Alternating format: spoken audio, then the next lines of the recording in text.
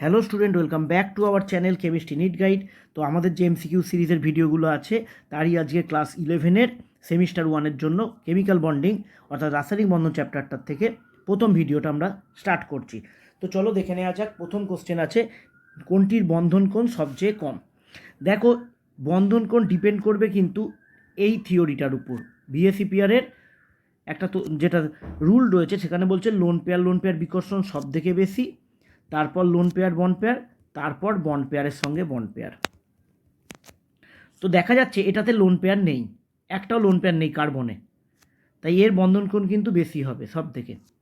এখানে কিন্তু একটা লোন পেয়ার আছে, তার মানে দেখো এইটা থেকে দেখতে পাচ্ছ যেখানে লোন পেয়ার বেশি সেখানে বন্ধন কোণ কী হবে, সেখানে বন্ধন কোণটা তুলনামূলক কমে যাবে। লোন পেয়ার বিকর্ষণ যখনই হবে তখন বন্ডটা নিজেদের মধ্যে অ্যাঙ্গেলটা কমিয়ে দেবে। তাহলে এখানে একটা লোন পেয়ার আছে, কিন্তু এই দুটোতে দেখো দুটো লোন পেয়ার আছে, তো বন্ধন কোণ কম এই দুটোর মধ্যে একটার হবে। তো এবার দেখি কোনটার বন্ধন কোণ কম হচ্ছে। জলটা দেখো এইটা,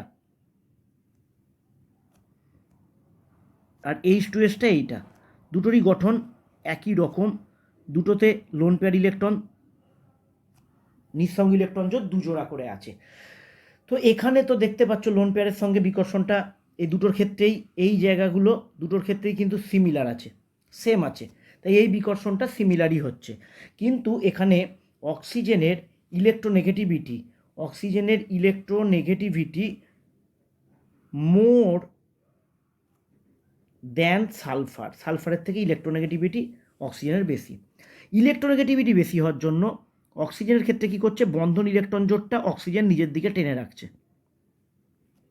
সালফারের ক্ষেত্রে কিন্তু বন্ধন ইলেকট্রন জোটটা তুলনামূলক অতটা কাছে নেই, কারণ কম ইলেকট্রোনেগেটিভ।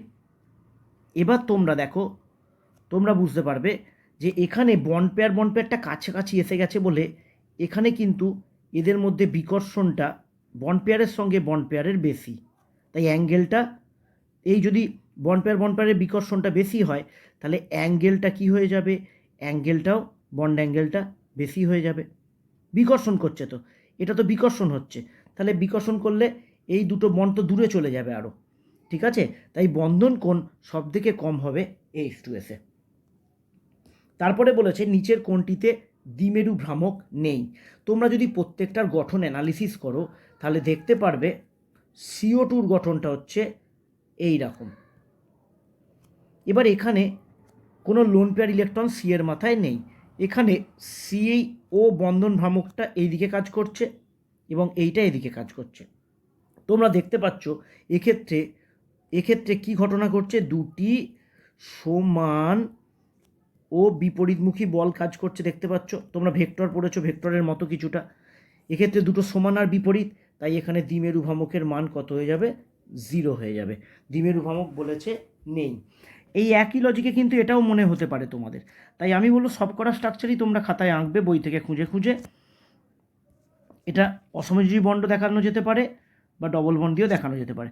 দেখো এখানে স্ট্রাকচারটা কিন্তু এর সরল রৈখিক নয়, কিন্তু CO2 স্ট্রাকচার কিন্তু সরল রৈখিক স্ট্রাকচার এবং দুটো সমান ও বিপরীতমুখী বল কাজ করছে বলে এর দ্বিমেরু ভ্রামক 0।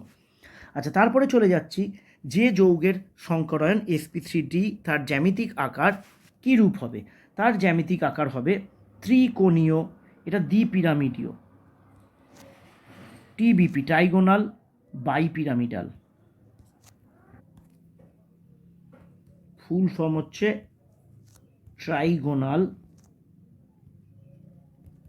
বাইপিরামিডাল,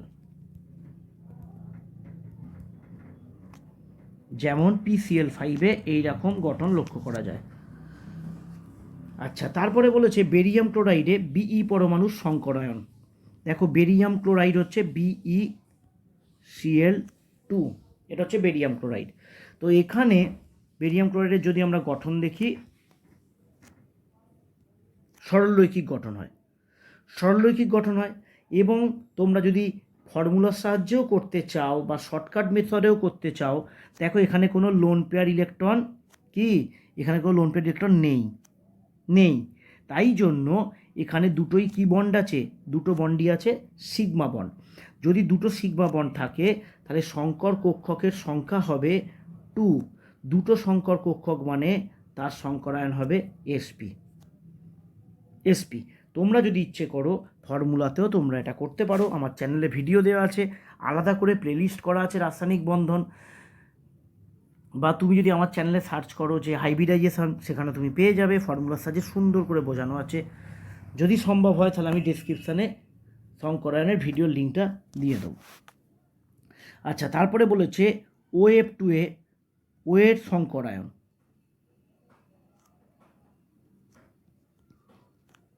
OF2 লোন পেয়ার ইলেকট্রন কটা আছে? লোন পেয়ার ইলেকট্রন আছে দুটো। এগুলো কিন্তু ফর্মুলাতেও বার করা যায়, কিন্তু আমি তোমাদের জয়েন্টের জন্য কীভাবে তাড়াতাড়ি করবে আমি সেইভাবে করাচ্ছি। ফর্মুলার সাহায্যে তুমি ইজিলি বার করতে পারবে। ফর্মুলা দেখবে আছে, তোমরা নিশ্চয়ই শিখেছো H=V+M - C+A/2, কিন্তু এটা করতে গেলে লেন্দি হয়ে যাবে। আমাদের ফোকাস JEE এবং নিটের জন্য, তাই জন্য আমরা তাড়াতাড়ি কীভাবে করতে পারবো তার উপরই আমাদের মূলত এমসিকিউগুলোয় গুরুত্ব দেওয়া হয়। তো এখানে দেখতে পাচ্ছ লোন পেয়ার ইলেকট্রনের সংখ্যা কটা? দুটো জোড়া আছে। আর সিগমা বন্ড কটা আছে? দুটো। অর্থাৎ এখানে সংকর কক্ষকের প্রয়োজন 4টে। লোন পেয়ার ইলেকট্রনের জন্য দুটো সংকর কক্ষক আর দুটো সিগমা বন্ডের জন্য দুটো, 4টে। তাহলে 4টে হলে হচ্ছে একটা S, 3টে P, sp3। তারপরে কোশ্চেনে বলা হয়েছে নিচের কোনটি সবচেয়ে বেশি আয়নীয়। দেখো, মোস্ট আয়নীয় বিচার করব কিভাবে? তোমরা বিচার করবে কি কোনটা বেশি আয়নীয়, এইটা দেখে বিচার করার চেষ্টা করবে। ইলেকট্রোনেগেটিভিটির ডিফারেন্স যত বেশি হবে। দেখো, এটা পুরো ইলেকট্রো পজিটিভ ধাতু, সব থেকে ভালো ধাতু, আর এখানে সবকটাই Cl আছে, তাই কম্পেয়ার করতে সুবিধা হবে। আমাদের উত্তর হবে এইটা, কারণ এখানে En এর ডিফারেন্স সব থেকে বেশি, অর্থাৎ একটা একদম ধাতু, একটা একদম অধাতু। তারপরে কোশ্চেন বলছে SO2 অণুতে S এর সংকরায়ন হলো। এটা আমরা ফর্মুলার সাহায্যে একটু করার চেষ্টা করি, অনেক কটাই শর্টে করলাম। H= কী লিখেছিলাম? এই হচ্ছে ফর্মুলা, H=V+M - C+A। এখানে ক্যাটায়ন আর অ্যানায়ন এই দুটো বাদ চলে যাবে, কারণ এখানে ক্যাটায়ন অ্যানায়ন কোনোটাই নয়। তাহলে এখানে ভি এর মান কত? ভি মানে হচ্ছে কেন্দ্রীয় পরমাণু সালফারের বাইরের কক্ষে যতগুলো ইলেকট্রন আছে, কটা আছে? 6টা। এবং এখানে দেখো এম এর জায়গায় 0 বসবে, কেন? কারণ সালফারের সঙ্গে যুক্ত আছে কে? যুক্ত আছে অক্সিজেন। অক্সিজেনের যোজ্যতা কত? 2। কিন্তু এম মানে হচ্ছে যাদের যোজ্যতা 1 সেই সংখ্যাটাকে নিতে হয়, তাই এখানে এম এর জায়গায় আমরা কিছু নেব না, /2। তাহলে কত হলো? 3 মানে হচ্ছে একটা S দুটো P, sp2। একটা S দুটো P, sp2। তোমরা ভিডিওয়ে চলে গেলে ডিটেলসে দারুণ সুন্দর বুঝতে পারবে, তোমাদের প্রয়োজন হলে নিশ্চয়ই তোমরা যাবে। পিরামিডীয় জ্যামিতিক আকার দেখা যায় কোন যৌগে? পিরামিডের মতো আকার কোন যৌগের? এখানে CO2 একটু আগে দেখিয়ে দিয়েছি লিনিয়ার হয়, জলের আমরা একটু আগে দেখিয়ে দিয়েছি অ্যাঙ্গুলার হয়, কৌণিক। এর টেট্রাহেড্রাল হয়, চতুস্থলকীয়, আমরা জানি। NH3 হচ্ছে পিরামিডাল, কোথাও ট্রাইগোনাল পিরামিডালও লেখা থাকতে পারে বা পিরামিডীয় লেখা থাকতে পারে। আচ্ছা, সবচেয়ে বেশি পরিমাণ H বন্ধন দেখা যায় জলে। জলে কীভাবে দেখা যায়? এই হচ্ছে জলের একটা অণু, নিঃসঙ্গ ইলেকট্রন জোড় রয়েছে। এবার এখানে ধরো জলের আর একটা অণু এলো, আমি নিঃসঙ্গ ইলেকট্রন জোড়গুলো লিখলাম না, তাহলে এখানে এই H এর সঙ্গে H বন্ধন হবে। আরেকটা যদি জলের অণু আসে তার সাথে H বন্ধন হবে। জলের অন্য অণুর অক্সিজেনের লোন পেয়ারের সঙ্গে এর H বন্ধন হবে, আরেকটার সঙ্গেও এর H বন্ধন হবে। মোট জলের একটা অণুতে মনে রাখবে 4টে হাইড্রোজেন বন্ধন দেখা যায়। তো সব থেকে বেশি পরিমাণ হাইড্রোজেন বন্ধন জলে দেখা যাবে, জলের গঠনটাই ওই রূপ। আচ্ছা, অষ্টতলক আকার নিচের কোনটিতে দেখা যায়? অষ্টতলক মানে তোমরা জানবে যেখানে এই 6 থাকে, 6, এটাকে আমরা ইংরাজিতে বলি অক্টাহেড্রাল, আর বাংলায় বলি অষ্টতলকীয় গঠন, যেখানে 6 থাকবে। যেমন আরও উদাহরণ দিয়ে দিচ্ছি, SF6, এই জাতীয় 6 থাকলে তাকে বলি অষ্টতলকীয়। তারপর কি কোশ্চেন আছে? নিচের কোন বন্ধন সবচেয়ে বেশি মেরু প্রকৃতির? আচ্ছা, মেরুর ইংরাজি কি? মেরুর ইংরাজি হচ্ছে পোলার। পোলার প্রকৃতির কোনগুলো হবে? ঠিক একটু আগে যেটা বলেছিলাম তোমাদের যে এই কোশ্চেনটা সবথেকে বেশি আয়নীয়, ঠিক একই লজিকে উত্তর হবে ইলেকট্রোনেগেটিভিটির ডিফারেন্স যেখানে বেশি সেইটা সবথেকে বেশি পোলার প্রকৃতির। এখানে দেখো সবগুলো এফ আছে, তুলনা তোমাকে এইরকমই দেবে, সবগুলো এফ আছে। এবার এফের সাথে ফ্লোরিন, ক্লোরিন, ব্রোমিন, আয়োডিন, তাহলে সবথেকে বেশি ইলেকট্রোনেগেটিভ এ, সবথেকে কম ইলেকট্রোনেগেটিভ এই গ্রুপের মধ্যে এ। তাহলে ইলেকট্রোনেগেটিভিটির ডিফারেন্স সবথেকে বেশি হচ্ছে আইএফএ, তাই ওটা হচ্ছে সবথেকে মেরু প্রকৃতির। তারপরে আছে দেখো, বলেছে নিচের কোনটিতে মিউ এর মান 0। দেখো মিউ এর মান 0 মানে হচ্ছে এইটা। কেন? CCl4, আচ্ছা এখানে ধরবে না, আমি নিচের দিকে দেখাই, একটু এইখানটা দেখাই। CCl4 সমস্ত ক্লাস দ্বিমেরু ভ্রামকেরও আছে আমাদের ইউটিউব চ্যানেলে, খুঁজলে নিশ্চয়ই পেয়ে যাবে। Cl ইলেকট্রোনেগেটিভ, তাই Cl টানছে। এবার দেখো এই দুটোর লোভ দিয়ে এদিকে কাজ করছে, এই দুটোর লোভ দিয়ে এদিকে কাজ করছে, ওভারঅল রেজাল্ট্যান্টটা ভেক্টরের মতো 0 হয়ে যাচ্ছে CCl4। বাদ বাকিগুলোতে কিন্তু 0 হচ্ছে না, আর যাই হোক 0 হবে না। নেক্সট কোশ্চেন বলেছে দেখো BCl3 সামতলিক অণু, কারণ এর সংকরায়ন হলো, অর্থাৎ BCl3 সংকরায়ন বার করতে বলেছে। আচ্ছা BCl3 গঠনটা BF3 একই রকম গঠন, এই রকম গঠন, এখানে কোনো লোন পেয়ার ইলেকট্রন নেই। তাহলে কটা সিগমা বন্ড আছে? একটা, দুটো, তিনটে। যতগুলো সিগমা বন্ড তার হাইব্রিড অরবিটালের সংখ্যা হচ্ছে তত। তাহলে 3 যদি হয়, একটা এস, দুটো পি, এর সংকরায়ন হচ্ছে sp2। নিশ্চয়ই ভিডিওতে ভিজিট করবে আশা করি, কারণ এগুলো তো MCQ আলোচনা চলছে, তোমরা নিশ্চয়ই রেডি অলরেডি, যে যেখানেই পড়ো তারা নিশ্চয়ই রেডি, তাই এইভাবে করাচ্ছি। তোমাদের অসুবিধা হলে ভিডিওতে ভিজিট করে নিও। নিচের কোন আয়ন CO এর সমান ইলেকট্রন যুক্ত? আচ্ছা আইসো ইলেকট্রনিক, পরমাণুর গঠন চ্যাপ্টারের MCQতে আইসো ইলেকট্রনিক আমি অনেকবার এর আগে করিয়ে দিয়েছি। সিওতে ইলেকট্রন সংখ্যা কত? সি এর হচ্ছে 6টা, ও এর হচ্ছে 8টা, তাহলে 8 আর 6 14। তাহলে তোমাদের এবার বার করতে হবে কোনটাতে 14 হবে। আচ্ছা এইটাই কিন্তু একটা মাইনাস পড়েনি, এটা মাইনাস হবে, CN মাইনাসটা একটু ঠিক করে নিও। তাহলে এখানে দেখো যদি প্রত্যেকের ইলেকট্রন বার করো, O2 মানে হচ্ছে 8 প্লাস 8, 16 প্লাস আছে মানে একটা মাইনাস 15টা। নাইট্রোজেন মানে 7 প্লাস 7 মাইনাস 1, 13টা। এটা হচ্ছে 8 প্লাস 8, আবার 2 মাইনাস আছে মানে আরও দুটো। আচ্ছা CN হচ্ছে 6 প্লাস 7 মাইনাস আছে 1, তাহলে হচ্ছে 14, রাইট অ্যান্সার এটা। আচ্ছা H2 মাইনাস আয়নের বন্ড অর্ডার হলো। দেখো বন্ড অর্ডার আমরা অত সহজে এইটুকু ক্লাসের মধ্যে বোঝাতে পারবো না, আশা করব তোমাদের এমও ডায়াগ্রাম খুব ভালো করে করা আছে, তারও ভিডিও পেয়ে যাবে।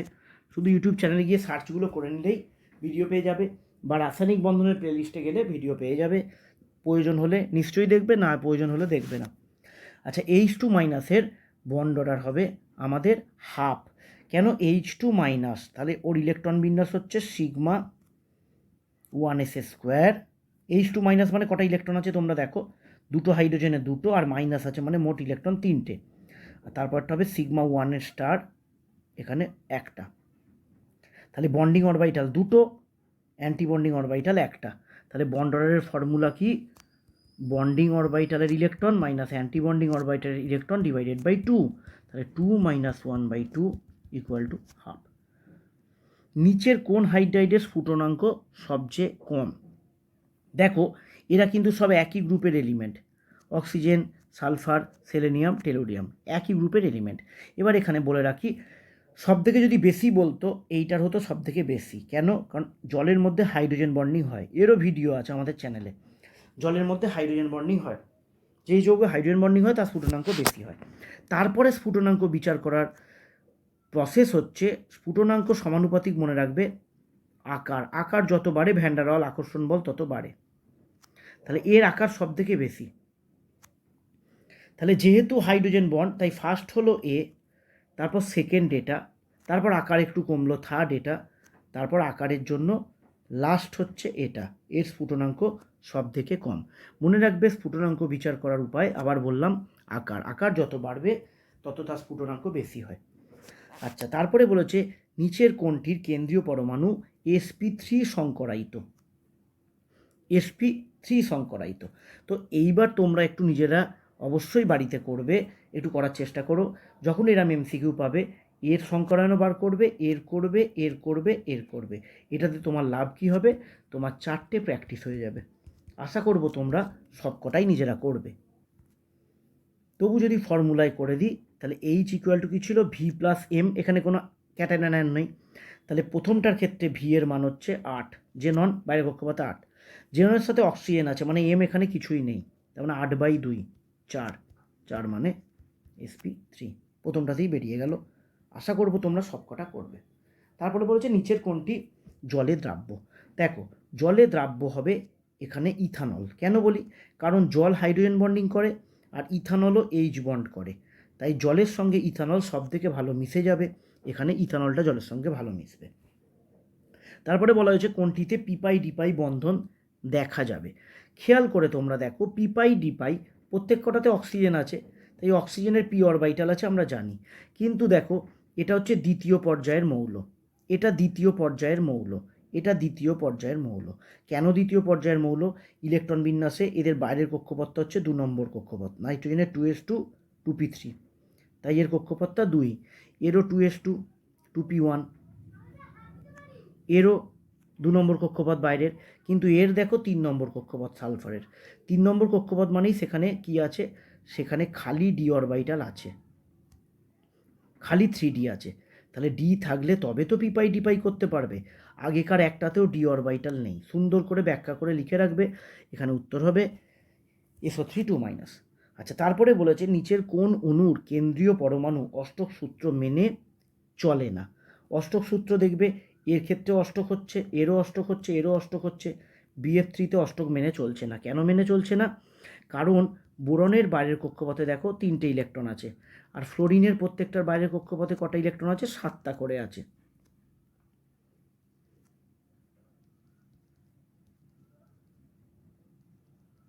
সাতটা করে আছে, তাই এখানে ফ্লোরিনের অষ্টক পূর্তি হচ্ছে, ঠিক কথাই,